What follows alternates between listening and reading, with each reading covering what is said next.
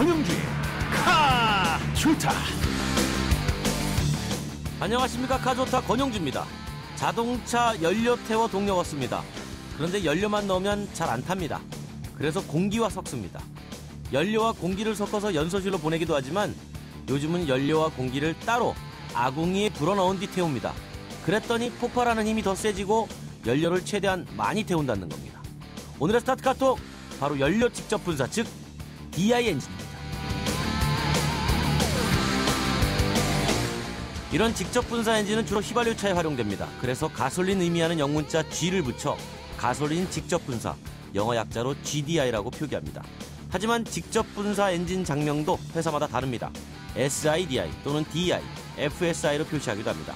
각자 기술 뽐내기 위해 이름 짓다 보니 그렇게 된 겁니다. 그런데 같은 학교 같은 반 학생이지만 성적이 다른 것처럼 성능은 조금씩 차이 납니다. 직접 분사를 LPG에 적용하면 맞습니다. LPDI가 되는 겁니다. 국내 최초 듣는 자동차 라디오쇼 YTN 라디오의 권영주의 카좋다 엔진 스타트!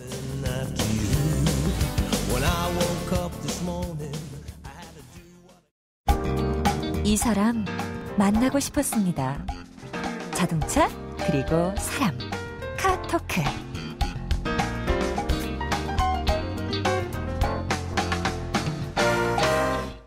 (3만 개의) 부품이 어우러져 제 역할을 해야 굴러가는 게 자동차죠. 그보다 수십 배 더 많은 사람들이 어우러져서 자동차를 만들고 신나는 자동차 얘기를 만들어가는 곳이 바로 자동차 업계입니다.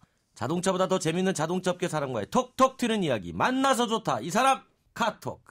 오늘 초대 손님, 장안의 화제의 인물 모셨습니다. 최근에 그 티볼리 출시로 국내 자동차 업계에서 가장 화제가 되고 있는 자동차 회사, 바로 쌍용자동차죠. 송영한 전무님 스튜디오에 나오셨습니다. 전무님 안녕하십니까? 안녕하세요. 티볼리 타볼래? 네.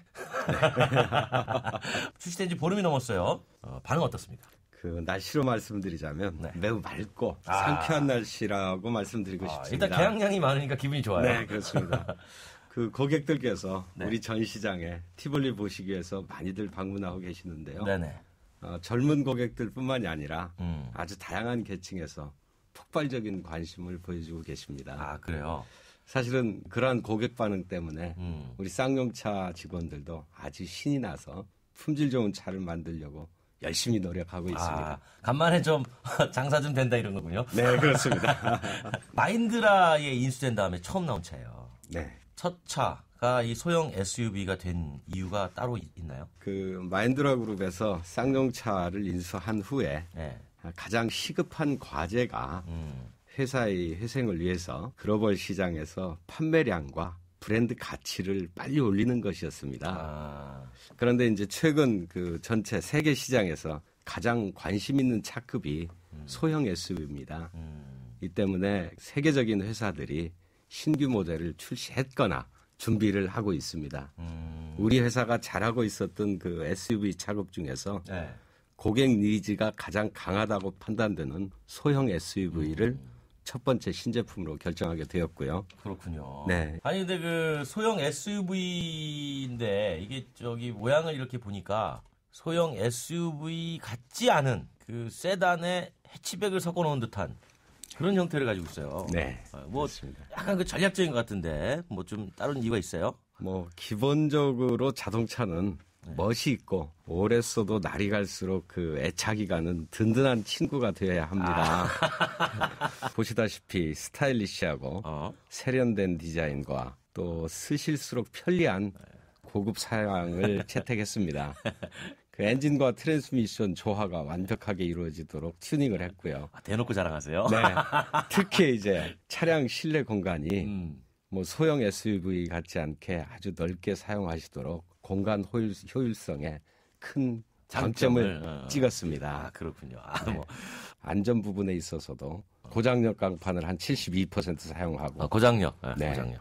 뭐 에어백도 7개가 있고요. 7개. 그래서 다시 한번 고객들의 안전을 도모했습니다. 대놓고 그냥 자랑하세요. 네, 모든 것이 뭐 고객의 인터페이스를 기본으로 만들어진 티볼리므로 아마 더 시간이 갈수록 맛이 깊어지는 든든한 친구가 될 것으로 생각합니다. 그 티볼리 나오기 전에 그 국내 한 유명 연예인이 SNS에 글 올려가지고 좀 화제가 됐었잖아요. 네, 그렇습니다. 그 뭐 실제로 뭐 그런 영향을 받았다 안 받았다 이렇게 판단하기는 좀 어렵죠. 네, 그 판단은 이미 이제 그분께서 네. 우리 티볼리를 말씀을 하셨을 때는 네. 여러 가지 상황이 다 결정이 되어 있는 상황이지 그러니까, 그렇죠. 않겠습니까? 네. 뭐 그분께서 그 우리 회사에 관심을 가져주는 것은 굉장히 고마운 일입니다. 여기서 그분은 참고로 이효리 씨예요. 네, 굉장히 고마운 일이고 또 회사가 빨리 정상화가 돼서 여러분들의 뜻이 같이 이루어지도록 열심히 노력하겠습니다. 3,500억 원 들어갔어요. 네, 그렇습니다. 그 3,500억 원 정말 다 썼습니까? 네, 그렇습니다. 그 보통 좀 고급형 자동차를 개발하는 데는 최근에 이제 뭐 3,500억 내지 4천억, 5천억까지 투자가 들어가고 있죠. 그래서 3,500억 중에 우리가 가장 그 크게 비중을 두고 투자를 했던 부분은 역시 고객입니다. 아, 고객이요? 네. 네. 그 최근 자동차가 한두 개 강점으로 소비자 만족을 드릴 수 없기 때문에 네. 디자인이나 성능, 편의성, 뭐 내구력, 품질 뭐 이런 것들이 다 모든 것이 있지만 특히 승객 안전이 같이 확보가 되도록 모든 것의 그 조화로움을 추구를 했습니다. 안전도 높이는 돈을 좀 썼다 이런 얘기군요. 네. 그래서 단지 상품성보다는 티볼리의 사용 가치와 보유 가치가 극대화되도록 회사의 모든 역량을 집중했습니다. 이른바 뭐 밸류 포 머니, 뭐 가격 대비 가치 네, 뭐 이런 걸 그렇습니다. 높이기 위해서 상당히 뭐 노력을 했다 이런 네. 얘기인데 이 가격이 지금 조금 저렴하게 나온 것 같아요. 사실 이제까지 그 SUV는 그 승용차에 비해서 상당 부분 가격이 높았었죠. 비싸죠. 예. 그래서 진입 장벽이 상당히 있었습니다. 네. 그런데 이제 쌍용 자동차가 소형 SUV를 하면서 우선 그 가격 문제로 인해서 SUV에 진입을 못 하시고 계시는 승용차 고객분들한테 그 진입의 벽을 낮췄습니다. 아, 그래요? 과감하게 낮추고 합리적인 가격을 책정을 했습니다. 근데 뭐 그런 얘기도 있습니다. 이게 저 진입 가격 낮춘 걸 봤더니 자동 변속기가 아닌 수동 변속기 가격을 딱 해놓고 이제 진입 가격을 낮췄다 이런 얘기도 있어요, 분명히. 네, 그런 부분은 그 대략 이제 소비자 남자- 선택에 따라서 다르게 되어 있지만요. 수동 변속기 모델은 또 나름대로 네. 인기가 점점 높아가고 있는 그런 상황이기 때문에 그렇죠. 저희가 이제 3월, 4월 경에 수동 변속기 모델 같이 출시를 합니다만은 예. 그렇게 되면은 그 다양한 선택을 소비자께 제공해드릴 수 있는 그런 계기가 될 것으로 봅니다. 쌍용 자동차가 수동 변속기 판매율이 은근히 높아요. 네, 그렇습니다. 전에 보니까 뭐 액티언 스포츠 이런 것도 네. 수동 변속기 한 15% 정도 되는 것 같더라고요. 마니아층이 존재를 하시기 때문에요. 그러니까 국내에서 유일하게 수동 변속기를 열심히 팔고 있는 회사가 또 쌍용차예요. 네, 그렇습니다. 그러면 티볼리도 이제 수동이 좀 나온다고 생각을 해서 기대를 하면 좋을 것 같고 해외에 나가죠, 이 차가. 네, 요번 이제 3월 말부터 예. 뭐 중국, 러시아, 아. 또 이제 유럽. 그래서 이제 주 시장이 이제 유럽이 또 될 건데요. 네네. 3월 말부터 이제 출시를 하게 되면은 점차 많은 수요로 전 세계 시장을 확보를 하게 될 것입니다. 전 세계 소비자들한테 타볼래? 네. 티볼리 타볼래? 이렇게 얘기를 하는 거죠. 근데 어쨌든 그 티볼리가 기존에 코란도 차명이 있는데 이렇게 티볼리라는 별도의 차명을 쓴 이유가 있었을까요? 이제 코란도는 저희 회사에서 라인업을 하고 그렇죠, 있는 이제 뭐. 주종의 이제 그렇죠. 브랜드명이죠. 그런데 이제 소형 SUV는 또 새롭게 특화되는 차종이므로 새롭게 이름을 짓자 하는 것이 이제 우리 경영층의 의견이었고, 그래서 이제 티볼리로 차명을 채택을 했습니다만은 네. 티볼리에는 저는 아직 가보지 못했습니다만은 이태리 뭐 휴양도시 네, 로마 네. 근교의 휴양도시라고 하네요. 한번 가보셔야지 이제. 네, 이제 티볼리가 좀 잘 되면 가보도록 하겠습니다. 아마 이 문화유산이 또 자연이 아주 잘 어우러진 그 중세 이후의 휴양지로서 유명하고요. 또 덴마크의 그 코펜하겐에 가시면 그 유럽 최초의 도시명 테마공원이 이름이 티볼리 가든이랍니다. 아, 그렇군요. 그래서 그 티볼리 가든은 그 월트 디즈니가 그 공원의 행복하고 어떤 자유로운 에너지 이런 부분에 깊은 인상을 받아서 그 디즈니랜드 조성의 계기가 되었다는 그 유명한 일화가 있더라고요. 아, 그래요? 그래서 영감과 즐거움을 선사하는 차라는 뜻으로 우리가 티볼리 이름을 짓게 되었습니다. 그래요. 여러분들은 지금 이 사람 카토크 송영한 쌍용자동차 전무님과 얘기를 나누고 계십니다. 티볼리가 덴마크 코펜하겐하고 이제 이태리 로마 인근의 휴양 도시라고 말씀하셨잖아요. 둘 중에 어느 곳을 먼저 가보실래요? 저는 이태리를 먼저 가보실래요? 네. 덴마크 귀에 안 들어요. 네. 그렇다면 저는 덴마크를 먼저 한번 가보겠습니다. 네. 기본적으로 티볼리가 출시되는 날 마인드르 그룹의 아난드 회장님 오셨어요. 네. 그렇죠? 네. 그렇습니다. 그때 뭐 어떤 말씀 좀 있으셨나요? 아마 이제 우리 국내에서 모든 언론이나 에서 이제 기대하시는 부분들이 상당 부분 있었을 겁니다. 네. 그래서 이제 그 기대에 맞춰서 회장님께서 좀 답변을 하지 않으실까 하는 그런 이제 상당 부분이 있었는데요. 네. 그 선도적 역할을 하고 있는 인도의 기업들은 핵심 가치로서 신뢰와 정직함을 가장 중요하게 경영 철학으로 삼고 있습니다. 또 마인드라 그룹에서는 그 쌍용 자동차가 잠재력을 발휘해서 글로벌 회사로 자리매김하도록 필요한 모든 지원을 하겠다고 말씀을 하셨습니다. 확실히 그 뭐 마인드라가 쌍용차 인수 후에 쭉 하는 행보를 보면 네. 뭐 과거의 그 뭐 중국 회사나 이런 쪽하고 좀 많이 좀 다르긴 한 것 같아요. 그렇습니다. 저도 뭐 아시겠지만 쌍용 자동차를 하도 오랫동안 출입해가지고 네. 대충 역사를 다 아는데. 네. 우리 역시 국민으로부터 존경받고 신뢰받을 수 있는 역할을 할 수 있도록 노력을 하겠습니다. 묻지 않을 수 없는 질문 중에 하나가 해고자 문제로 시끄럽잖아요. 네, 그렇습니다. 네. 그 부분에 대해서 한 말씀 좀 해주시죠. 네, 티볼리를 필두로 우리 회사가 이제 한 향후 3년, 4년 뭐 빠른 시간으로는 그렇게 기대를 하고 있는데요. 네. 생산량을 지금보다 한 2배쯤 올리고 생산량을 지금보다 2배 올린다는 게 얼마에서 얼마까지 올리는 겁니까? 지금 이제 15만 대 수준에서요. 30만 대까지. 네, 한 25만 대가 이제 풀로 생산하는 평택 공장의 풀 캐파가 30만 대 정도 되죠. 네. 이제 25만 대가 적정 캐파입니다. 수준. 네. 그래서 그렇게 생산을 하면서 역시 기업은 손익면에 있어서도 상당히 중요한 그런 역할이 있기 때문에 쌍용 자동차 자체적으로 회생할 수 있는 기반이 가장 중요합니다. 그렇게 이제 그 기반을 함께 만들어 가면서 기존에 이제 무급휴직자는 기존에 이제 무급휴직자는 우선 복직을 시켰고요. 그렇죠. 희망퇴직자들부터 복직을 시키는 부분을 회사에서 심도 있게 또 연구를 하고 있는 것으로 알고 있습니다. 그렇군요.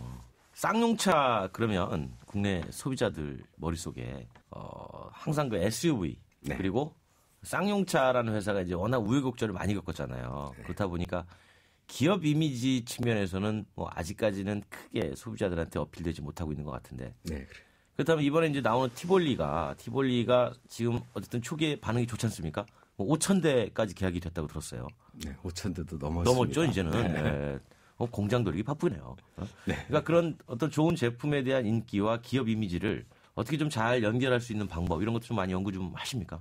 네. 티볼리는 요번 가솔린 모델 출시를 시작해서 디젤이 이제 하반기에 네, 준비되어 있습니다. 네. 그래서 디젤 모델하고 사륜 구동 내바퀴 또 이런 부분으로 이제 다양하게 라인업을 구성할 계획입니다.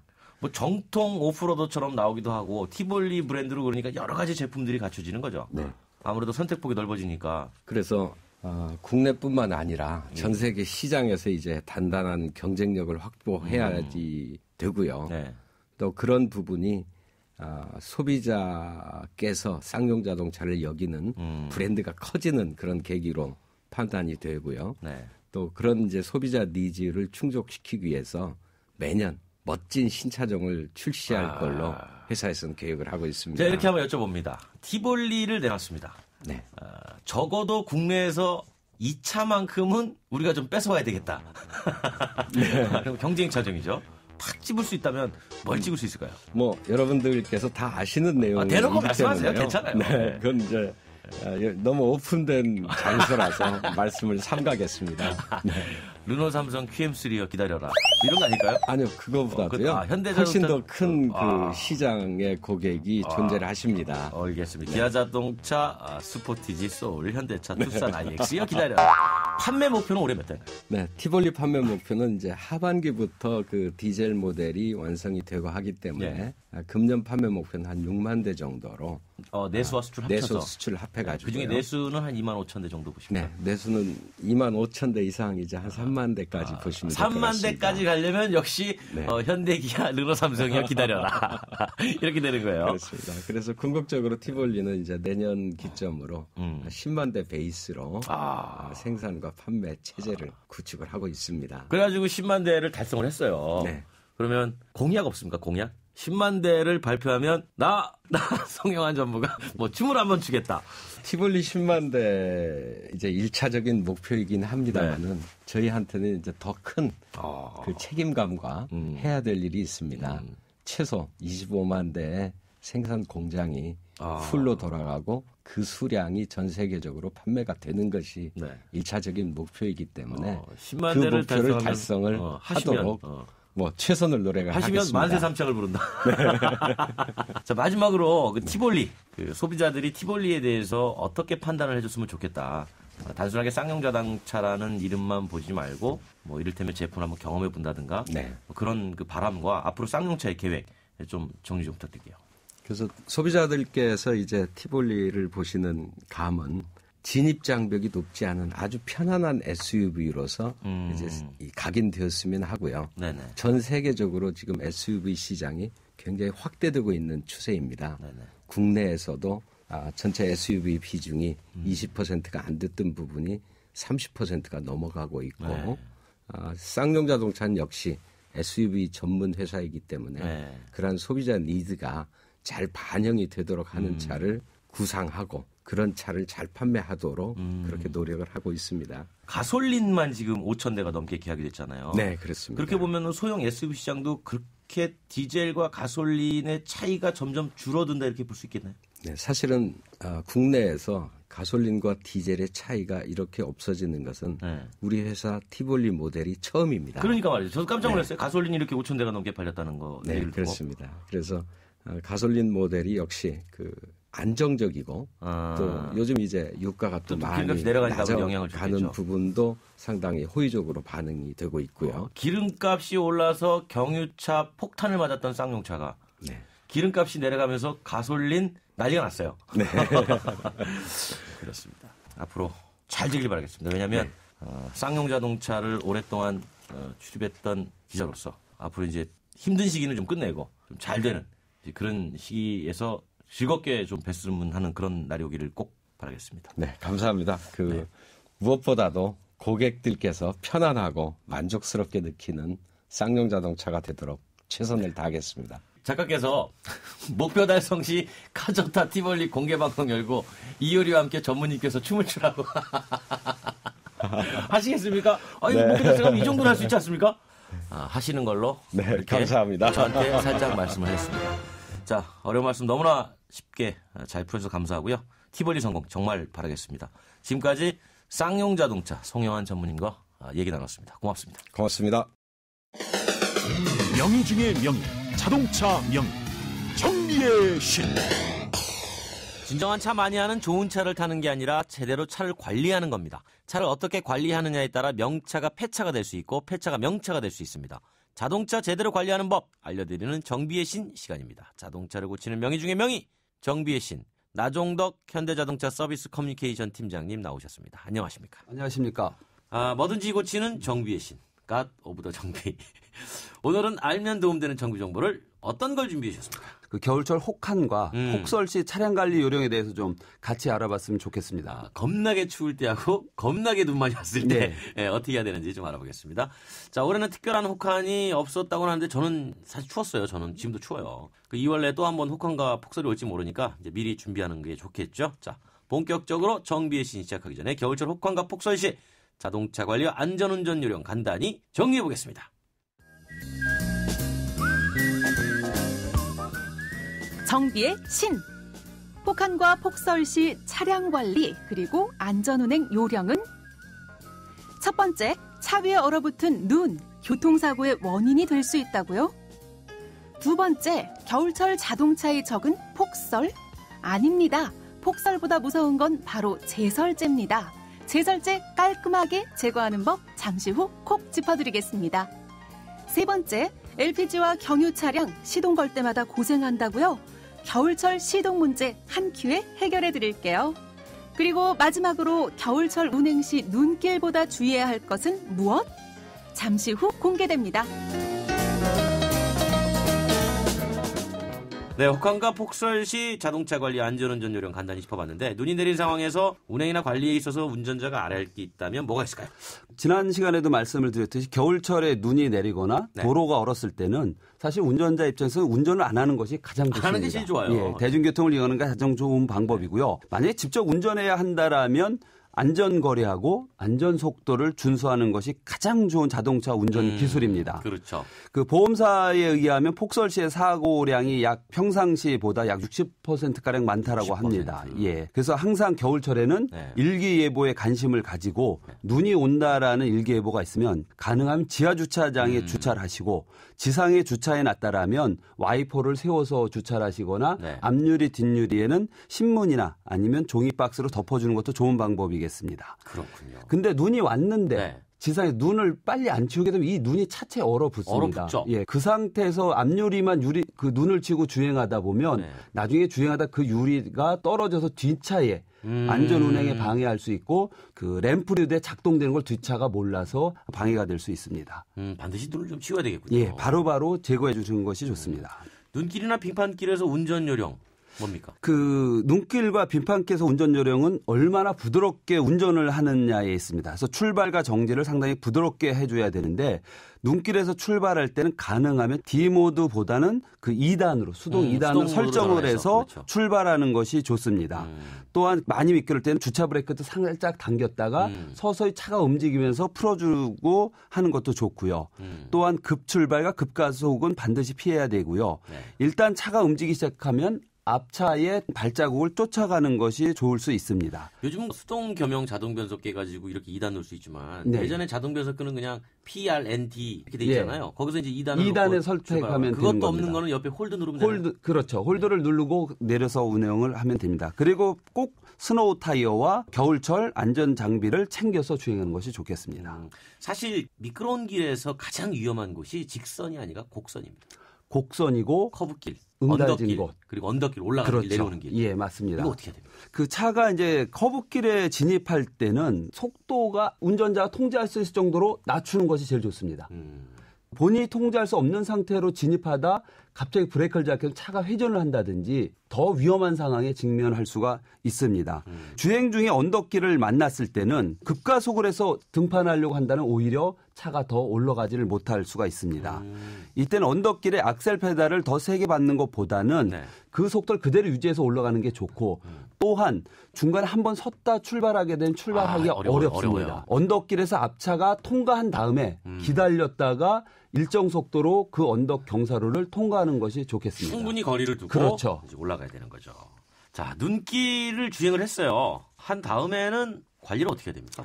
그 최근에 뭐 지방자치단체들이 눈만 오면 먼저 염화칼슘이나 제설제를 많이 뿌립니다. 많이 쓰죠. 일부 지역에는 염수도 뿌립니다. 네, 그렇죠. 그래서 이러한 부분들이 차가 주행하고 나면 차량에 많은 영향을 미치고 있습니다. 그렇기 때문에 이 차량의 하체라든가 고무, 플라스틱 위에 묻어 있는 제설제 성분을 빨리 제거해 주시는 것이 좋습니다. 그 어떻게 제거를 해줘야 됩니까? 이렇게 걸레로 닦으면 돼요? 일반 그 제설제가 겨울철에 많이 뿌리게 되면 사실은 긁어서도 잘 제거가 안 됩니다. 이때는 세차장에 가서 고압 세차. 예, 고압 세차나 증기 세차를 통해서 제거를 해 주시는데 반드시 차체도 중요하지만 하체를 구석구석 잘 세차해 주시는 것이 좋습니다. ABS 브레이크 대에서 그 미끄러운 도로에서 과신하는 경우 많잖아요. 네, 많이 있습니다. ABS 장착된 고객님들은 나는 ABS가 달려있기 때문에 미끄러운 도로에서 전혀 문제가 없다라고 과신하는 경우들이 많이 있습니다. 착각을 하는 거죠. 예, 근데 사실 ABS 브레이크는 빙판길이나 빗길, 미끄러운 길에서 차량이 회전하는 것을 방지하고 그 차선을 유지하는 2차 사고를 안 일어나게 하는 기능을 갖고 있는 겁니다. 근데 많은 분들이 이게 브레이크를 밟자마자 쓴다든지 과신하는 경우가 있는데 사실은 자동차가 미끄러운 길에서는 그 브레이크를 제동해서 운행하는 것이 가장 좋다고 하겠습니다. 결국 ABS는 조향을 가능하게 하는 그렇죠. 거잖아요. 예. ABS 있습니까? 제 차는 ABS 있습니다. 요즘 다 기본으로 많이 달려요. 요즘은 다 ABS 있다라고 보시면 되겠습니다. 올해 경유차하고 LPG차 아침에 시동 문제로 많은 어려움 겪었어요. 이거 어떻게 됩니까? 날씨가 추워지면 경유차와 LP차도 시동성 문제가 항상 대두되고 있습니다. 올해도 12월 중순에 날씨가 갑자기 추워지면서 여러 문제가 났고 보험사로 견인 요청도 많이 났고 이로 인해서 언론 보도도 있었습니다. 근데 경유라는 연료와 LP라는 연료가 계절성으로 문제가 좀 있습니다. 그래서 경유차의 연료도 동절 기용이 있고 하절 기용이 있습니다. 근데 많은 분들이 무슨 기름이 어냐라는 오해를 하십니다. 업니다. 예. 그래서 그 겨울철엔 겨울용 경유를 공급을 합니다. 그래서 겨울철에 LPG 차들이 그 연료 안에 들어있는 파라핀 성분이 응고 현상이 나타나서 파라핀 성분이 연료 필터를 막게 됨으로 해서 문제가 나타나고 있고요. 또한 LPG 차의 그 주성분이 부탄가스가 냉시동성이 좀 나쁩니다. 그래서 겨울철엔 여기다 프로판가스를 일정 부분을 좀 넣어서 사용을 하게 하고 있습니다. 경유 차량들이나 LPG 아침에 그 시동성 문제가 있을 때에는 아침에 예열 경고등이 꺼지고 난 다음에 시동을 걸고 시동이 걸리고 난 다음에도 충분히 예열을 시킨 다음에 주행하는 것이 좋습니다. 나름대로 몸에 열 좀 낸 다음에 그렇죠. 주행을 하는 게 좋겠군요. 그래요. 그 다음에 또 추가적인 팁이라면 겨울철에 내외 온도 차이에서 연료 탱크의 경유 자체에서 수분 성분이 생길 수가 있습니다. 그래서 이런 걸 방지하려면 가능하면 연료 탱크에 연료를 가득 채워서 주행하는 것도 한 가지 방법일 수가 있습니다. 그러면은 가솔린 차 같은 경우는 바로 출발해도 되는 건가요, 겨울에는? 가솔린 차량도 겨울철에 시동을 걸고 긴 시간은 아니지만 최소한 겨울철에 되면 한 1분 정도는 워밍업을 하고 출발하는 것이 차에는 좋습니다. 어쨌든 기지개 켜고 눈 뜨고 바로 일어났는데 일어나자마자 100m 달리라고 그러면 힘들잖아요. 그렇죠. 그러니까 조금 물도 한 잔 먹고 그렇죠. 잠도 좀 깨고 그런 시간을 가진 다음에 이제 출발을 해라 이런 거예요. 겨울철 도로 주행과 관련해서 운전자가 알아야 할 추가적인 주의사항이 또 있습니까?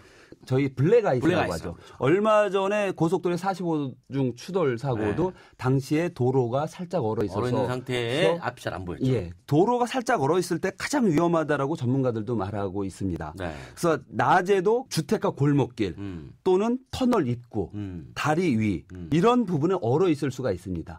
반드시 감속을 해서 주행하시는 것이 좋습니다. 그렇군요. 2727번님이 청취자 의견을 주셨는데요. 2002년에 엔터프라이즈 2.5를 구입했습니다. 엔진 오일이 새고요. 헤드 밸브 소리 따따따따따 소리를 합니다. 이거 왜 그런지 알려주세요. 일단은 그 밸브 소리는 고객님이 뭐 정확하게 말씀하신 것 같습니다. 근데 엔진 오일이 샌다라는 말은 엔진 오일이 적을 수 있다라는 말도 의미를 하는 것 같습니다. 그래요? 예. 이 밸브는 엔진의 유압 밸브로 되어 있습니다. 그래서 만약에 엔진 오일이 적게 된다라면 밸브가 정상적인 작동을 못하기 때문에 안에서 마찰이 생겨서 꼭 망치로 때리는 듯한 소리가 날 수 있습니다. 오일의 양이 적어서 액체에 압력되는 힘이 적으니까 얘가 제작동을 못한다. 그 작동할 수도 있고요. 또한 오일이 충분히 있다라면 밸브에 문제가 있어서 원활한 회전이 안 돼도 밸브 소리가 날 수 있는데 통상적인 차들을 보면 초기 시동하고 나서 이러한 밸브 소리가 나는 경우가 많이 있습니다. 그거는 꼭 문제라고 하기는 어렵지만 일단은 이 차가 나이도 지금 많이 13년 이상 된 차고 뭐 주행거리도 많이 될 것 같습니다. 그래서 엔진 오일이 새는 부분을 먼저 수리를 하시고 그다음 엔진을 정상 들어있는 상태에서 체크해 보시는 것이 중요할 것 같습니다. 네. 그 9420님이 배터리는 겨울에 왜 수명이 있나요? 이렇게 여쭤보셨어요. 최근에 배터리 제조 공정이 좋아서 사실은 배터리 수명이 과거에 비해서 상당히 좋아졌습니다. 근데 날씨가 추워지게 되면 배터리 성능 자체가 좀 저하되는 경향을 보이고 있습니다. 그다음에 최근에 차들은 자동차의 액세서리 전기 용품들을 많이 달고 있습니다. 예를 들어서 뭐 블랙박스라든가 다른 전기 장치를 달았을 때 뭐 2, 3일간 주차를 해놓았다라면 그때 시동을 추위해서 배터리 성능도 나빠진 데다가 그런 전기 장치에서 배터리 성능 같이 더 나빠져서 시동성에 문제가 있을 수 있습니다. 요즘은 자동차에 말이죠. 버튼 시동 스마트 키가 많이 나오잖아요. 버튼 시동키. 근데 버튼을 눌렀는데 시동이 안 걸릴 경우에는 어떻게 응급조치를 해야 됩니까? 버튼 키로 했을 때 안 걸릴 때는 버튼이 아닌 그렇죠. 키가 있죠. 리모컨 예. 그거를 버튼 키에다가 대고 눌러주시면은 시동을 걸 수가 있습니다. 응급 조치로. 그렇군요. 예. 그래서 고객님들 시동이 안 걸릴 때는 제작사의 사용자 매뉴얼에 보시면 버튼 키가 안 됐을 때 작동을 어떻게 응급 조치를 하는지 요령이 그 사용자 매뉴얼에 명시가 되어 있습니다. 우리 저 나종덕 팀장님의 차도 버튼 시동입니까? 버튼 시동입니다. 그래요? 네. 안 걸려 보신 적은 없죠? 안 걸려본 적은 없습니다. 좋은 차입니다. 네. 정비의 신, 겨울철 차량 월동 준비 및 안전운전 요령 다시 한번 정리해 보겠습니다. 정비의 신. 혹한과 폭설 시 차량 관리와 운전 요령 4가지 정리해드리겠습니다. 첫 번째, 차 위에 얼어붙은 눈 치우기 힘들고 귀찮다고요? 큰일 납니다. 도로를 달리다가 순식간에 날린 눈덩이가 뒷차에는 큰 재앙이 될 수 있습니다. 두 번째, 겨울철 자동차를 부식시키는 제설제. 고압 증기세차로 꼼꼼하게 관리하고 반드시 하체까지 구석구석. 세 번째, LPG와 경유 차량 시동 걸 때 중요한 건 뭐? 예열. 여기서 팁 하나, 연료를 가득 채우는 것도 하나의 방법. 그리고 마지막으로 겨울철 운전 시 눈길보다 위험한 것은 새벽녘 블랙 아이스입니다. 언제나 조심조심 안전운행이 최고의 운전이라는 것 기억하세요. 네, 안전운전 하시고요. 나종덕 현대자동차 서비스 커뮤니케이션 팀장님, 오늘 말씀 너무나 감사합니다. 감사합니다. 또 오십시오. 네. 안녕하세요. 이서진입니다. 투자는 수익성과 안정성 둘 다 중요하죠. 모든 준비는 끝났습니다. 그래서 올셋. NH농협금융과 글로벌 자산운용사 아문디가 만난 NHCA 자산운용 올셋 투자. 레디? 올셋. NHCA 자산운용. 해피 쉐비 뉴 이어. 온 가족이 모이는 설 연휴. 쉐보레와 함께 기분 좋은 귀성길 되시라고 2월 한 달 쉐보레를 구입하는 모든 분께 최대 120만 원의 풍성한 할인 혜택을 새해 선물로 드립니다. 전시장 및 홈페이지 참조, 일부 차종 제외. Chevrolet, find new roads. One more kiss, dear.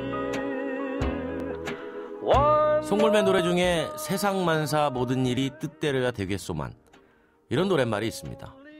정말 뜻대로 되지 않죠. 운전도 마찬가지입니다. 제조사는 어떻게든 운전자의 의도에 따라 움직일 수 있도록 노력하지만 자동차는 완벽한 기계가 아니기 때문에 뜻대로 되지 않습니다. 이 순간이 바로 사고로 이어지는 것이죠. Such pleasure that I'll treasure. 그런데 순간적으로 차가 한쪽 방향으로 휩쓸릴 때 같은 방향으로 스티어링 휠을 돌린 후 반대로 돌려주면 곧 중심을 잡습니다. 한번 중심을 잃었을 때 먼저 중심을 잡게 해주고 방향을 전환하는 것이죠. 물론 요즘은 자동차 스스로 미끄러졌다고 판단되면 브레이크도 잡고 엔진 동력도 차단해버립니다. 심지어 각 바퀴의 제동력을 개별적으로 제어하기도 합니다.